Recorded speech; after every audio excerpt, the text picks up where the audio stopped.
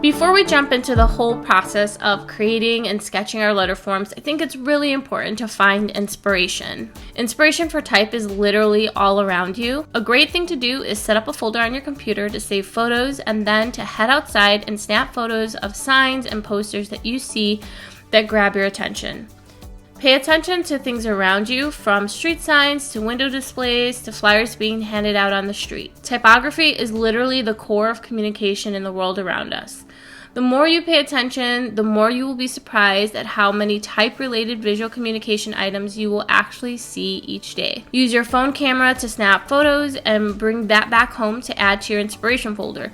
You can even grab any physical items you might see, like newspapers, magazines, and flyers, and add those to an actual physical folder to reference or scan them in and save them to your digital folder on your computer. If you don't have the opportunity to head out into your environment, another great option is the internet. I utilize Pinterest often to create a catalog of interesting type or items with type on them that I find inspiring.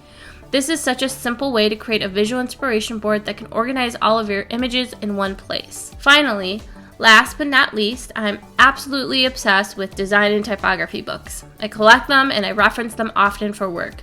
These are fantastic tools that can showcase inspiration or be actual reference books that explain concepts and offer design direction and guidance.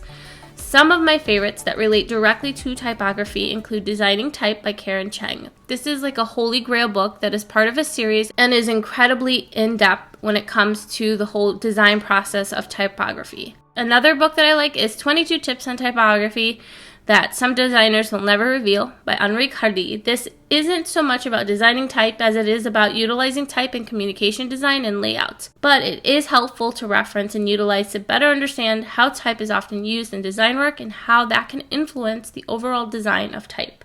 Another book that I like isn't so much about typeface as it is about lettering, and that is Creative Lettering and Beyond, Inspiring Tips, Techniques, and Ideas for Hand Lettering Your Way to Beautiful Works of Art.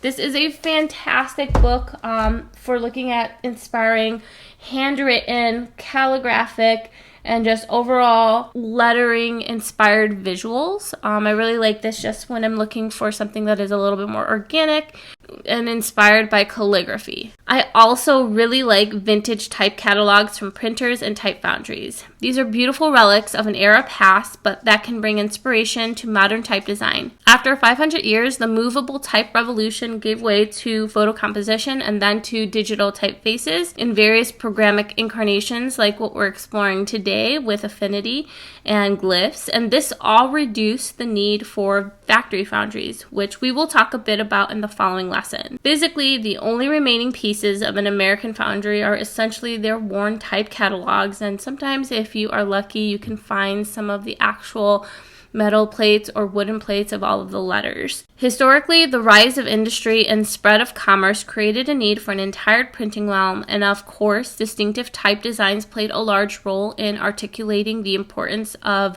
business and the joys of consumption. Type itself became a competitive business, and the majority of late 19th and early 20th century catalogs were designed to sell the new and old styles. Personally, I like to collect these beautiful items and I refer to them often for inspiration.